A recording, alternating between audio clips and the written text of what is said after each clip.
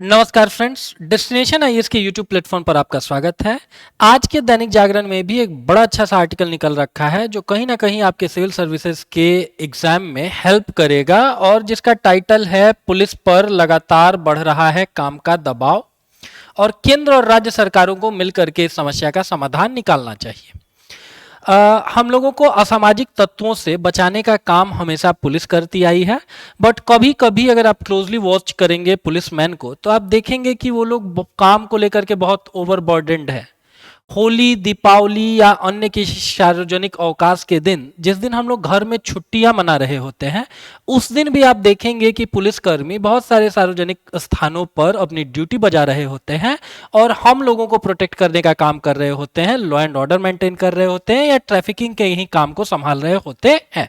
तो दैनिक जागरण के इस आर्टिकल में बेसिकली यही बताया गया है कि कैसे पुलिस पर लगातार बढ़ रहा है आपको काम का दबाव, इनके काम के दबाव के बढ़ने के कारण क्या क्या डायर कॉन्सिक्वेंसेज आ रहे हैं और अंतोगत्वा हम लोग इस आर्टिकल के बियॉन्ड देख रहे होंगे कि क्या समाधान हो सकते हैं जिसके आधार पर पुलिस पर लगातार बढ़ रहे काम के दबाव को कम किया जा सकता है।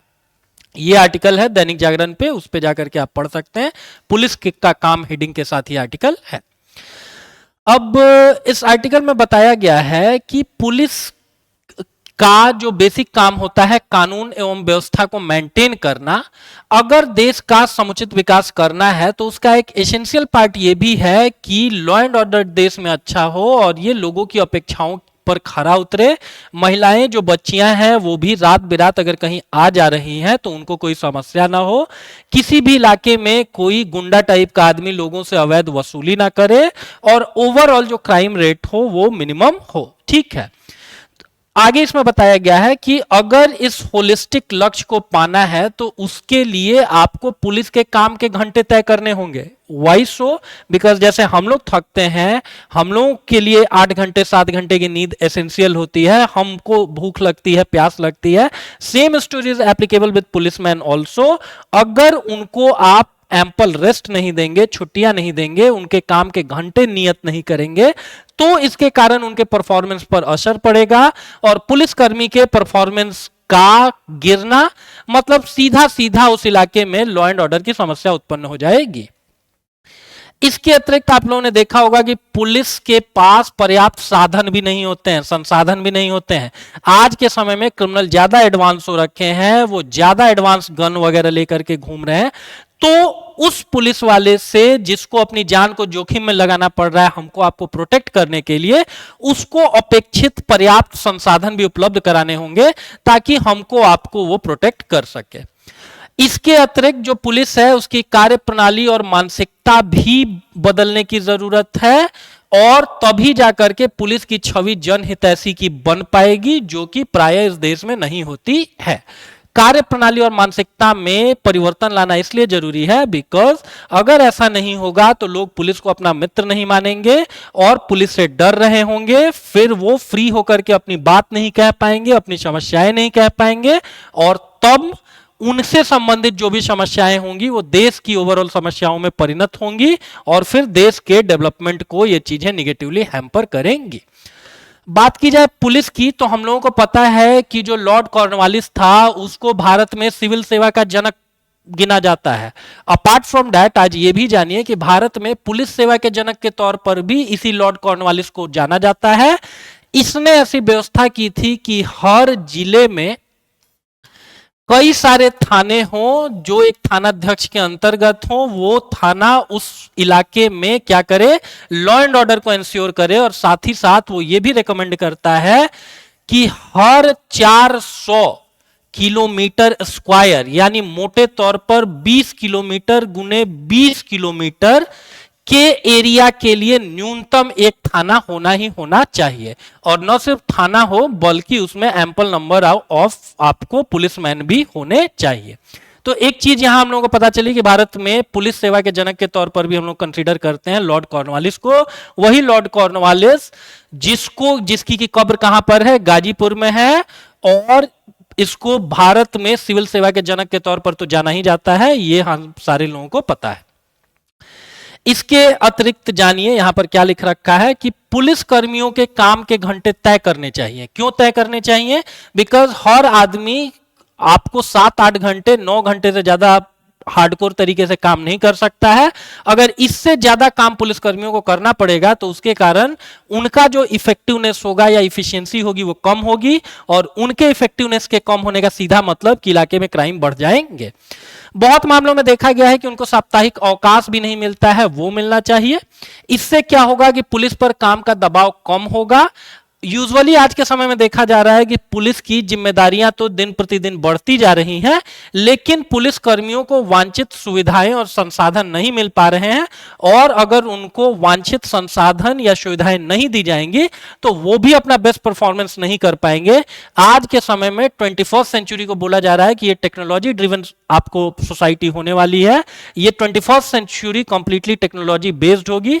तो इसमें जो भी नया नया एडवांस सिस्टम आ रहा है दुनिया भर में, जिससे दुनिया भर की पुलिस क्या हो रही है, बहुत इक्विप्ड हो रही है, उन्हीं सारी चीजों को अगर भारतीय पुलिस को आप नहीं उपलब्ध कराएंगे तो हम लोग पिछड़ेंगे, और इनका पिछड़ना मतलब लॉ एंड ऑर्डर की समस्या।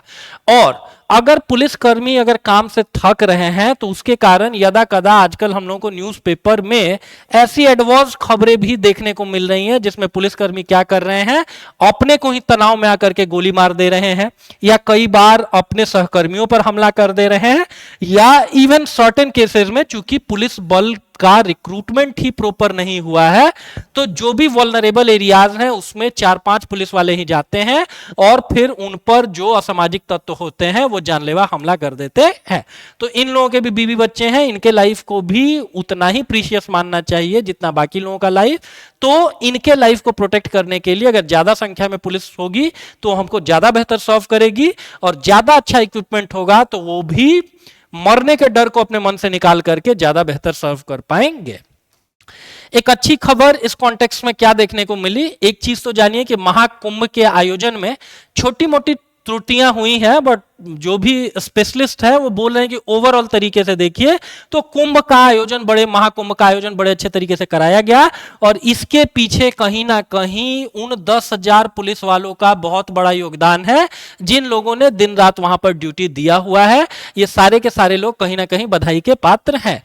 अभी थोड़ी देर पहले इसी आर्टिकल में हम लोगों ने देखा था ना कि जनता के हितैषी की छवि यूजुअली पुलिस की नहीं होती है, लेकिन बहुत सारी सुखद खबरें हम लोगों को महाकुंभ से देखने को मिली, जहां जो भी बुजुर्ग लोग थे या जो भी निःशक्त लोग थे उनको पुलिस बहुत सारे तरीकों से हेल्प आउट करते हुए मिली, और इवन बहुत सारे जगहों पर बुजुर्ग लोगों का सामान उठाते हुए पुलिस दिखी। कुली वाला काम हुआ जो कि पुलिस का यूजुअल काम नहीं है, लेकिन कम से कम बहुत सारी जगहों पर देखने को ऐसा मिला कि बड़े तरीके से पुलिस ने क्या किया है, लोगों को आपको हेल्प किया है। और इसके इनाम के तौर पर जो उत्तर प्रदेश के सीएम योगी आदित्यनाथ साहब हैं उन्होंने 10,000 रुपए का बोनस इनमें से हर किसी को देने की घोषणा की है। साथ साथ सेवा के लिए स्पेशल मेडल दिया जाएगा और 7 दिनों का लीव मिलेगा, ताकि जो उन्होंने हार्डकोर सेवा कर रखी है आपको त्रिवेणी वाले क्षेत्र में, जो इनको थकान हुई है उस थकान को मिटाने के लिए 7 दिनों का इनको क्या मिल रहा है, लीव वगैरह छुट्टी मिल रही है। ठीक है, तो इस आर्टिकल से एक चीज तो निकल करके आ रही है कि उनके काम के घंटे तय नहीं होते हैं, बहुत देर उनको ड्यूटी करनी पड़ती है। क्यों? बिकॉज क्राइम कभी भी समय देख करके नहीं होता है। पता चला कि आपका ड्यूटी खत्म होने का समय आया, आप घर निकल रहे हैं, तभी अचानक पुलिस लाइन से फोन आ रहा है कि अमुक जगह पर क्राइम हो रखा है, वहां पर आप जाकर के देखिए। और चूंकि इस देश में क्राइम का रेट इतना ज्यादा है कि ये कोई महीने में 1-2 बार होने वाली घटना नहीं होती होगी, बल्कि यूजुअली ऐसी ही चीजों से उनको 2-4 होना पड़ता होगा कि तय अवधि से ज्यादा आप उनको ड्यूटी करनी पड़ रही है, क्योंकि जब उनकी ड्यूटी खत्म ही होने वाली है तभी कहीं से कोई आपराधिक गतिविधि घट जा रही है।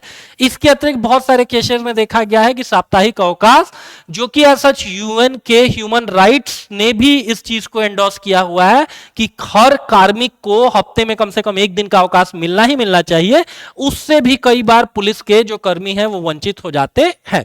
अपने देश में औसत पुलिसकर्मी जितना काम 3-4 दिनों में करते हैं उतना पश्चिमी देशों में 1 हफ्ते में करते हैं। इसका मतलब कि अगर काम के घंटों के हिसाब से देखा जाए तो हमारे यहाँ के जो पुलिसकर्मी हैं वो वेस्टर्न स्टैंडर्ड के हिसाब से ऑलमोस्ट दुगना काम कर रहे हैं। और दुगना काम क्यों करना पड़ रहा है? बिकॉज पुलिस का जो संख्या बल है वो जो जितना अपेक्षित नंबर है उतना रिक्रूटमेंट नहीं हो रखा है। जो पुलिस संख्या बल है वो अभी के समय में for the time being maximum states में अभाव से जूझ रहा है। जितना मैक्सिमम आपको स्ट्रेंथ होना चाहिए पुलिस का उतना मैक्सिमम स्ट्रेंथ नहीं है। और कोई सा भी सार्वजनिक उत्सव होगा, जैसे गणपति बप्पा के विसर्जन के समय आप देखेंगे कि मुंबई पुलिस बहुत मुस्तैदी से तैयार रहती है, तैनात रहती है। और इस दौरान जो हम लोग फेस्टिवल्स वगैरह सेलिब्रेट करते हैं वो भी एक तरीके से पुलिसकर्मी के लिए क्या होता है, उनके काम करने के घंटे होते हैं और इवन स्ट्रेस्ड वाले काम करने के घंटे होते हैं। बिकॉज कोई सी भी आपको ऐसी सूचना मिलती है, कोई सी भी ऐसी सूचना मिल रही है जो कि अच्छी नहीं है, अगर कोई अप्रिय घटना हो गई तो इसका ब्लेम भी पुलिस पर ही सीधे जाता है। इसीलिए इन आवर्स में उनको बहुत ज्यादा सतर्क रहना पड़ता है, जो कहीं ना कहीं उनके अंदर स्ट्रेस और हीन भावना को पनपाता है। ठीक है, अब फॉर एग्जांपल यहां पर बिहार की अगर हम लोग बात करें तो एक डेटा यहां पर आपको नेट पे मिलेगा कि 2017 में टोटल 1,11,000 सेंसन्ड आपको स्ट्रेंथ था बिहार पुलिस का। हाउएवर टोटल जो एम्प्लॉइज थे बिहार पुलिस के पास वो 77,000 थे। एक तरीके से देखिए तो 2/3 ही भर्तियां हो रखी थी, 1/3 पद रिक्त थे। और अगर काम 1,10,000 लोगों के लिए था और उसको 77,000 लोग ही उस काम को एग्जीक्यूट कर रहे थे, तो इसका मतलब इसमें से हर आदमी अपनी इफिशियंसी से बढ़ चढ़ के काम कर रहा था, उसको ज्यादा काम के घंटे डेडिकेट करने पड़ रहे थे। ठीक है, इसके अतिरिक्त अगर lowest police to population ratio की बात कर ली जाए इंडिया में तो वो भी बिहार में ही है, 81। और मैक्सिमम की बात की जाए तो नागालैंड में, जहां 1136 पुलिसकर्मी तैनात है प्रति 1 लाख जनसंख्या पर। यह भी ध्यान रखेंगे कि ये 2017 का डेटा है। पिछले 6-7 सालों में बड़ी सारी रिक्रूटमेंट्स बिहार सरकार ने निकाल रखा है और बहुत सारे सिपाही या दरोगा के पदों को इनमें से भरा भी गया है। ठीक है, तो ओवरऑल देखिए तो पुलिसकर्मियों के पद रिक्त पड़े हुए हैं। एक समस्या ये समझ में आती है और इसीलिए सुप्रीम कोर्ट को इवन खुद से प्रोएक्टिव होकर के ये निर्देश देना पड़ा था कि सभी राज्य क्या करें, प्राथमिकता के आधार पर पुलिस में जो रिक्त पद हैं उनको भरे। ठीक है, यहां पर हम लोग बात करते हैं नेशनल क्राइम रिकॉर्ड ब्यूरो की, जो कि इस देश में अपराध से संबंधित आंकड़ों को जारी करता है। तो इसने अभी हाल फिलहाल में बता रखा है कि 2022 में इस देश में कुल 58,24,000 क्राइम्स हुए। और क्राइम रेट की बात की जाए तो हर 1 लाख जनसंख्या के ऊपर 422 के आसपास क्राइम हुए हैं। तो क्राइम रेट तो इंडिया में बहुत ज्यादा है।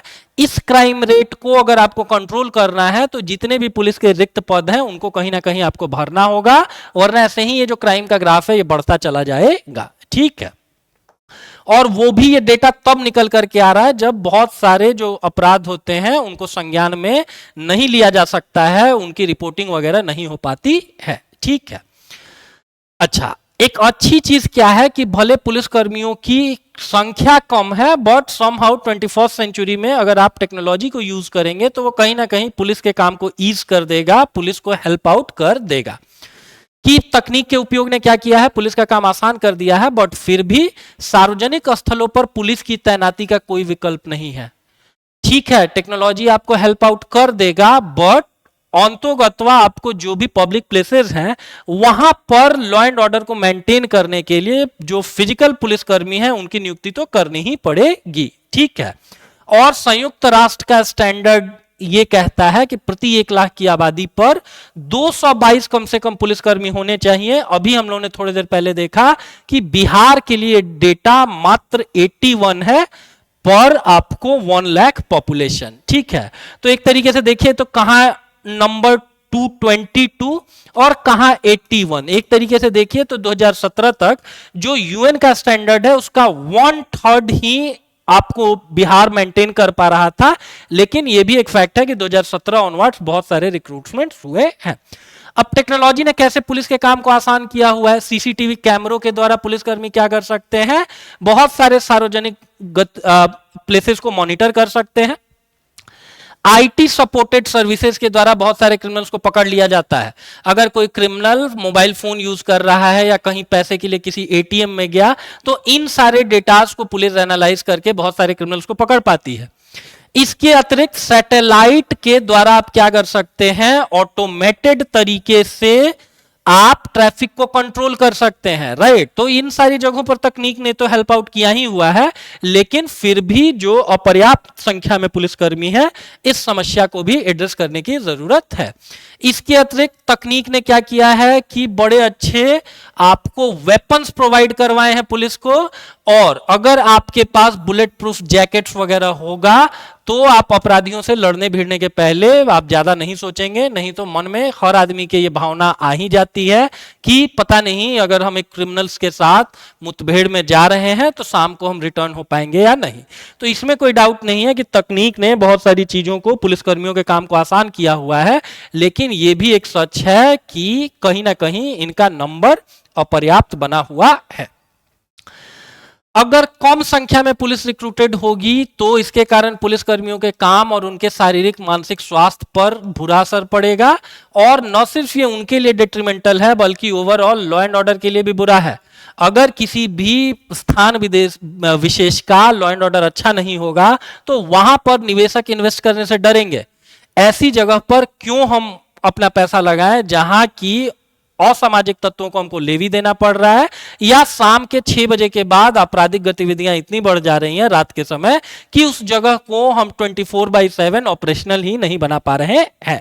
ठीक है, तो ओवरऑल फिर बात यहां वही दे रखा है कि काम के बोझ को कम करिए, पर्याप्त साधन भी उपलब्ध करवाइए। अच्छा, पुलिस अगर कम संख्या में होगी तो उसका एक डायर कॉन्सिक्वेंसेस, उसका एक दुष्परिणाम यह भी है कि कोर्ट में बहुत सारे केसेस पेंडिंग रह जाएंगे, क्योंकि इन्वेस्टिगेशन का काम कौन करती है, अधिकतर मामलों में पुलिस ही करती है। एक डेटा यहां पर देखिए क्या लिखा हुआ है कि इस देश में 5.2 करोड़ केसेस पेंडिंग है, उसमें से भी 1,80,000 कोर्ट केसेस तो ऐसे हैं जो 30 सालों से ज्यादा पेंडिंग है। तो सनी देओल साहब का जो डायलॉग है ना कि तारीख पर तारीख, तारीख पर तारीख, तो वो चीज इन 1,80,000 केसेस पर अप्लाई होती है। और बोला ही जाता है कि अगर देर से आपको न्याय मिल रहा है तो अन्याय के सदृश है। तो इस चीज को अगर आपको ठीक करना है, देश में जुडिशियल जो केसेस हैं, पेंडिंग केसेस हैं, उनको कम करना है, तो उसके लिए भी ज्यादा संख्या में पुलिस बल चाहिए होगा। इसी में आगे बताया गया है कि 5.2 करोड़ जो केसेस हैं उनमें से 85% केसेस तो केवल आपको डिस्ट्रिक्ट स्तर पर, डिस्ट्रिक्ट कोर्ट्स में ही पेंडिंग है, जो कि अपने आप में एक बुरी परिघटना है। इसके अतिरिक्त पुलिस में भ्रष्टाचार भी बहुत होता है। इसके लिए 1988 का प्रिवेंशन ऑफ करप्शन एक्ट को इंश्योर करने की जरूरत है। पुलिस को बहुत सारे लोग ऊपरी कमाई का आसान जरिया मान लेते हैं, ये एक समस्या है पुलिस में। और बहुत बार राजनीतिक दबाव में भी उनको काम करना पड़ता है। जो भी सत्ता पक्ष होता है वही पुलिस को कंट्रोल करता है, तो कई बार क्या करना पड़ता है कि आपको उनके दबाव में आकर के सही जांच या पड़ताल से भी विमुख होना पड़ता है। और विडंबना यह है कि न तो केंद्र सरकार पुलिस सुधारों को लेकर बहुत गंभीर है, न ही राज्य सरकारें। ठीक है, कभी भी किसी भी सरकारी परिघटना को अगर आप एनालाइज करेंगे तो उसमें एक लाइन ये लिखा जा सकता है कि इसके ऊपर और सीरियसनेस, ये इतना बड़ा मैटर है कि इसके ऊपर और सीरियसनेस दिखाने की जरूरत है, और कहीं ना कहीं अगर इतना रिक्त बल है पुलिस बलों में तो उसको तत्काल भरने की जरूरत है। उसमें भी राज्य सरकार को ज्यादा एक्टिव होने की जरूरत है, बिकॉज पॉलिटी में पढ़ेंगे आप कि 7th शेड्यूल जो हमारे कॉन्स्टिट्यूशन का है, आर्टिकल 246, वो बात करता है कि जितने भी आपको एडमिनिस्ट्रेटिव सब्जेक्ट्स हैं उनको 3 लिस्टों में बांट दिया गया है। एक तो यूनियन की लिस्ट है, एक स्टेट की लिस्ट है, और एक कनकरेंट की लिस्ट है। और उसमें भी जो पुलिस है वो स्टेट लिस्ट के अंदर आता है। ठीक है, तो आपने जैसे बिहार पुलिस लिखा हुआ होता है, दैट मींस कि रिक्रूटमेंट से लेकर के सारी चीजें देखने का काम कौन करता है, बिहार सरकार करती है। आप न्यूज़पेपर में हमेशा सुनेंगे कि नीतीश सरकार ने इतनी रिक्रूटमेंट्स निकाली, कभी आप नहीं पढ़ेंगे कि भैया केंद्रीय सरकार या मोदी सरकार ने आपको इतनी रिक्रूटमेंट बिहार पुलिस में निकाली। इससे यह समझ विकसित होती है कि जो पुलिस होती है वो राज्य सूची में आती है, किस आर्टिकल के तहत, तो 246, और किस शेड्यूल के तहत, तो 7th शेड्यूल के तहत। और कितने तरीके से एडमिनिस्ट्रेटिव सब्जेक्ट्स को बांटा गया है, तो 3 तरीके से, केंद्रीय सूची, राज्य सूची और समवर्ती सूची। अब यहां तक हम लोगों ने बात किया, जो आर्टिकल में बताया गया कि ये एडवर्स कंडीशंस हैं। इस एडवर्स कंडीशन से निकलने के लिए क्या किया जाए, इस देश में क्या किया जाता है कि कोई भी समस्या होती है ना, तो उसको सॉर्ट आउट करने के लिए बहुत सारे कमीशंस, बहुत सारी कमिटीज बना दी जाती हैं। अक्सर रेल दुर्घटना के बाद आप देखते होंगे कि उसकी जांच के लिए एक न्यायिक आयोग बना दिया गया। तो वैसे ही हमारी जो सरकारें हैं वो भी इस समस्या के प्रति सजग रही हुई हैं, और जहां पर वो सजग नहीं दिखती हैं वहां पर सुप्रीम कोर्ट अपने तरीके से गाइडलाइंस जारी कर देता है। जैसे एक केस है इस देश में, Prakash Singh Badal and others versus state of Punjab. उसमें सुप्रीम कोर्ट ने 7 गाइडलाइंस दी है पुलिस व्यवस्था को चुस्त दुरुस्त करने के लिए। पहला बोला गया है कि एक स्टेट सिक्योरिटी कमीशन बनाइए। दूसरा कि आपको कार्यबल, जो कार्य आपका टेन्योर है, कि एक पर्टिकुलर पुलिसकर्मी एक जगह पर कितने समय के लिए पोस्टेड होगा, उसको फिक्स करिए, राइट। बिकॉज क्या होता है कि बहुत बार आप लोगों ने मूवीज वगैरह में भी देखा होगा कि पुलिसकर्मी से गलत काम यही बोल करके करवा लेते हैं नेता कि ऐसा करो नहीं तो तुम्हारा ट्रांसफर कर देंगे, और ऐसी जगह करेंगे जहां से तुम यहां रिटर्न भी नहीं हो पाओगे। तो एक तो कोर्ट ने कहा कि भाई जो पुलिसकर्मी है उनका टेन्योर फिक्स कर दो, और जब तक लिखित में कोई ऐसा कारण नहीं मिलता है कि बहुत जरूरी है उस आदमी का ट्रांसफर, तब तक 2-3 साल के पहले आप उस व्यक्ति को ट्रांसफर मत करो। एक और इंटरेस्टिंग चीज कोर्ट ने बताया हुआ है कि पुलिस के अंतर्गत बेसिकली 2 काम होते हैं। एक तो जांच पड़ताल करना क्राइम की, इन्वेस्टिगेशन, और दूसरा लॉ एंड ऑर्डर को मेंटेन करना। जैसे जो भी पुलिसकर्मी रात में आपके इलाके में गश्त लगाते हैं वो लॉ एंड ऑर्डर मेंटेन करते हैं, देखते हैं कि कोई अपराधी तो रोड पे नहीं निकला है, अकेले सुनसान इलाके में किसी व्यक्ति को परेशान तो नहीं कर रहे हैं अपराधी। तो ये दोनों अपने आप में अलग अलग काम है और इसको सेपरेट विंग के तौर पर पुलिस में देखने की जरूरत है। जबकि इंडिया में क्या होता है कि जो कांस्टेबल लॉ एंड ऑर्डर को देख रहे होते हैं रात के समय, वहीं सुबह में उठ के किसी क्राइम की जांच करते हैं। और प्राय देखा जाता है कि बहुत सारे क्राइम सीन से जो आपको सबूत होते हैं उनको उनके साथ छेड़छाड़ जाने या अनजाने में कई बार पुलिस कांस्टेबल्स कर देते हैं। तो पहला चीज कि इन्वेस्टिगेशन के लिए अलग से उनको ट्रेनिंग दिया जाए, और दूसरा 2 सेपरेट विंग बना दिया जाए पुलिस में। एक का काम हो जांच पड़ताल क्राइम्स की और दूसरे का हो लॉ एंड ऑर्डर को मेंटेन करना। इसके अतिरिक्त पुलिस एस्टैब्लिशमेंट बोर्ड बनाया जाए। ये पुलिस एस्टैब्लिशमेंट बोर्ड ये इंश्योर करे कि कोई सा भी पुलिसकर्मी उसके काम का परफॉर्मेंस कैसा है, और इसके लिए 360 डिग्री इवैल्यूएशन किया जाए। उस इलाके के लोगों से फीडबैक लिया जाए, सीनियर से लिया जाए, जूनियर से लिया जाए, इसके अतिरिक्त उसके सहकर्मियों से लिया जाए। तो इन सारी चीजों के लिए एक पुलिस एस्टैब्लिशमेंट बोर्ड बनाया जाए। इसके अतिरिक्त पुलिस कंप्लेन को डील करने के लिए एक अलग से अथॉरिटी बना दी जाए, स्टेट स्तर पर और डिस्ट्रिक्ट स्तर पर। जैसे कोई पुलिसकर्मी आपसे रिश्वत मांग रहे हैं तो आप क्या करेंगे, आप शिकायत दर्ज कराएंगे फिर पुलिस के पास ही, और वो पुलिसकर्मी यूजुअली अपने ही बंदे को प्रोटेक्ट कर रहा होगा, वो आपकी बहुत मदद नहीं करेगा। तो सुप्रीम कोर्ट की तरफ से एक ये भी गाइडलाइंस है कि भैया पुलिस के अगेंस्ट अगर कोई कंप्लेन हो, यूजुअली हम अपनी कंप्लेन कहां फाइल करते हैं, पुलिस के पास, लेकिन पुलिस के खिलाफ कोई कंप्लेन हो तो उसको अगर पुलिस में ही आप फाइल करेंगे तो बहुत फायदा नहीं है। इसको लेके कंप्लेन अथॉरिटीज अलग से बनना चाहिए, न सिर्फ राज्य के स्तर पर बल्कि हर जिले में भी। इसके अतिरिक्त इस फील्ड में और रिसर्च एंड डेवलपमेंट, चीजों को और बेहतर करने के लिए नेशनल सिक्योरिटी कमीशन को भी एस्टैब्लिश करना चाहिए। और ये प्रकाश सिंह बादल वाला मामला ही नहीं, इस देश में बहुत सारे और भी पुलिस रिफॉर्म्स को लेकर के कमीशन और कमिटीज रहे हुए हैं। ये भी कभी कभी आप लोगों से एग्जाम में पूछ देते हैं। जैसे गोरे कमेटी है 1971 की, जो बोलती है कि पुलिस को इफेक्टिव और इफिशिएंट बनाने के लिए उनकी ट्रेनिंग पर बड़े अच्छे तरीके से ध्यान देने की जरूरत है। नेशनल पुलिस कमीशन है 1977 का, जो 81 तक आते आते अपनी फाइनल रिपोर्ट्स देता है। रिबेरो कमेटी है, इसके अतिरिक्त पद्मनाभैया कमेटी है 2000 की, और मालिमत कमेटी है 2000 की। तो इन सारी कमिटीज ने जो अच्छी अच्छी बातें बताई हुई हैं, उन्हीं बातों को अगर हम प्रॉपरली मेंटेन कर दें, अगर उन्हीं को इंप्लीमेंट कर दें, तो भी हमारा सिस्टम बड़े अच्छे तरीके से सुधर जाएगा। ठीक है। इसके अतिरिक्त आप लोगों को यह चीज पता होगा कि भैया जो इंडियन पुलिस सर्विसेज होती है, जिसको आईपीएस भी बोलते हैं, वो ऑल इंडिया सर्विसेज के तहत आता है। और ऑल इंडिया सर्विसेज में 3 ही सर्विसेज आती हैं, आपको इंडियन एडमिनिस्ट्रेटिव सर्विसेज, इसके अतिरिक्त पुलिस सर्विसेज और आपको फॉरेस्ट सर्विसेज। ठीक है। और अंग्रेजों के समय में इंडियन इंपीरियल पुलिस होती थी, जिसको आजादी के बाद आपको क्या कर दिया गया, आपको आईपीएस में कन्वर्ट कर दिया गया।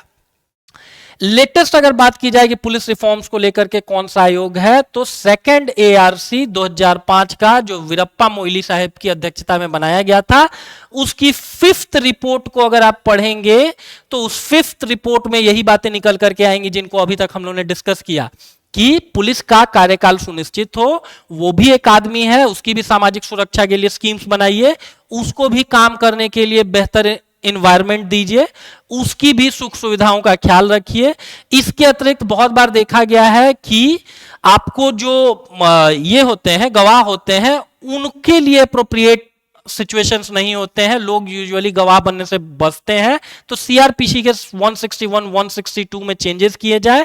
इसके अतिरिक्त जितनी बातें अभी तक हम लोगों ने पढ़ी प्रकाश सिंह बादल वाले मामले में, मोटे तौर पर उन्हीं सारी चीजों को सेकंड एआरसी भी बोलता है कि पुलिस के कार्यकाल को सुनिश्चित करिए, इनके खिलाफ अगर कोई कंप्लेन है तो उसके लिए एक अलग से सेपरेट एजेंसी हो जो पुलिस के खिलाफ मामलों की जांच करे, और लॉ एंड ऑर्डर को एनफोर्स करना और इन्वेस्टिगेशन को कैरी करना अपराधों के खिलाफ दो सेपरेट काम है। इन दोनों सेपरेट काम को बिल्कुल अलग अलग करिए। पुलिस भी बहुत स्ट्रेस्ड होकर के काम करती है, तो उसके मोरल बूस्टअप्स के लिए प्रोग्राम चलाइए और उसको एम्पल छुट्टी दीजिए ताकि वो भी अपने बीवी बच्चों के साथ मिल करके रहे करके आए और तब आपको बेहतर सर्व करे। तो ये एक आर्टिकल था। आर्टिकल के बियॉन्ड भी हम लोगों ने बहुत सारी चीजों पे बात किया। अब बात किया जाए कि प्रीलिम्स के हिसाब से क्या क्वेश्चन आप इस आर्टिकल से जान सकते हैं, तो एक चीज आपको जानना चाहिए, स्टार्टिंग में जो भी हम लोगों ने बात की वो सारी मेंस पर्सपेक्टिव से इंपॉर्टेंट है। उसके अतिरिक्त आपको जानना चाहिए कि इस देश में क्राइम से रिलेटेड डेटा कौन सी एजेंसी लॉन्च करती है, तो वो है नेशनल क्राइम रिकॉर्ड्स ब्यूरो। इसके अतिरिक्त ये डेटा वेटा भी पूछा जा सकता है कि जो लास्ट इसका रिपोर्ट है उसके अनुसार देश में टोटल कितने क्राइम्स हुए हैं और पर लाख पॉपुलेशन कितने क्राइम्स हुए हैं। ठीक है, इसके अतिरिक्त हम लोगों को ये जानना चाहिए कि आपको जो 7th शेड्यूल है आर्टिकल 246 के तहत आता है, जो 3 तरीके से एडमिनिस्ट्रेटिव सब्जेक्ट्स को लिस्टिंग करने की बात करता है, उसमें पुलिस आती है आपको स्टेट वाले लिस्ट में, इसको जानना चाहिए। एग्जाम में पूछ देते हैं कि भैया प्रकाश सिंह बादल वर्सेस आपको स्टेट ऑफ पंजाब मामला किससे संबंधित है। पुलिस में रिफॉर्म्स को लेकर के 7 गाइडलाइंस जारी की गई हैं सुप्रीम कोर्ट के द्वारा, उससे रिलेटेड है। इन सारी कमिटीज का नाम और उनका ईयर जानिए और इनसे रिलेटेड क्वेश्चन पूछ देते हैं कि भैया ये कमिटी किससे रिलेटेड है, मलिमत कमिटी, तो पुलिस रिफॉर्म्स की बात करता है। इसके अतिरिक्त सेकंड एआरसी का वो कौन सा आपको रिपोर्ट है जो पुलिस रिफॉर्म्स की बात करता है, 5वां नंबर का आपको रिपोर्ट है। और इसके अतिरिक्त कुछ बातें हम लोगों ने किया कि जो इंडिया की 3 ऑल इंडिया सर्विसेज है उसमें भी एक आईपीएस सर्विसेज आती है। तो पुलिस रिफॉर्म्स को लेकर के अक्सर एग्जाम में क्वेश्चंस पूछे जाते हैं। ये आपके पॉलिटी वाले सेक्शन में पूछ देंगे या इसके अतिरिक्त पब्लिक एडमिनिस्ट्रेशन ऑप्शनल वालों के लिए ये वीडियो बहुत वाइटल हो सकता है। ठीक है, यहां से बड़े सारे आइडियाज आप ले सकते हैं कि पुलिस की वर्तमान क्या क्या समस्याएं हैं और उसमें किस तरीके से आप सुधार कर सकते हैं। उस सुधार के लिए जितनी भी कमिटीज हैं उनका नाम मेंशन करिए। जितना रिकमेंडेशन हम लोगों ने बताया उन सारी चीजों को एक बार आप बताएंगे तो आपका आंसर अच्छा हो जाएगा। मेंस आंसर राइटिंग में बहुत चौधरी नहीं बनना होता है, ये नहीं बोलना होता कि मेरा ये कहना है। इतनी सारी कमिटीज ने इतनी अच्छी अच्छी बातें बता रखी है, जिनके पास ऑथोरिटी है। ये सारे लोग जिनको भी चेयरपर्सन बनाया जाता है इन कमिटीज वगैरह का, ये बड़े वेल एस्टेब्लिश्ड लोग होते हैं। जैसे मलिमत साहब की अगर आप बात करिए तो ये केरला वगैरह के चीफ जस्टिस थे, इन्होंने बड़ी अच्छी अच्छी बातें बता रखी हैं। तो अगर आप मेंस आंसर राइटिंग में बताएंगे कि इस कमिटी के अनुसार ये रिकमेंडेशंस हैं, इनको इंप्लीमेंट करने से पुलिस बेहतर हो जाएगी, तो आपका आंसर बड़ा अच्छा हो सकता है। ये वीडियो आपको कैसा लगा? इससे रिलेटेड कोई और ऐसा क्वेश्चन जिसको हम लोग इस वीडियो में आंसर नहीं कर पाए हैं तो आप एक बार कमेंट कर सकते हैं, और इससे रिलेटेड कोई और क्वेश्चन आपके दिमाग में है तो उसको आप लोग रेज कर सकते हैं। Thank you for watching. अगर ये वीडियो आपके काम का है या आपके किसी मित्र मंडली में किन्हीं के काम का है तो इट्स अ हम्बल रिक्वेस्ट कि आप उनके साथ इस वीडियो को शेयर कर देंगे। और अभी तक आपने अगर हमारे चैनल को सब्सक्राइब नहीं किया हुआ है तो वो कर देंगे। और ये वीडियो अगर आपके एग्जाम्स पॉइंट ऑफ व्यू से आपको अच्छा लगा, यूजफुल लगा, तो इट्स अ हम्बल रिक्वेस्ट कि एक बार उसको आप लाइक कर देंगे। Thanks for watching.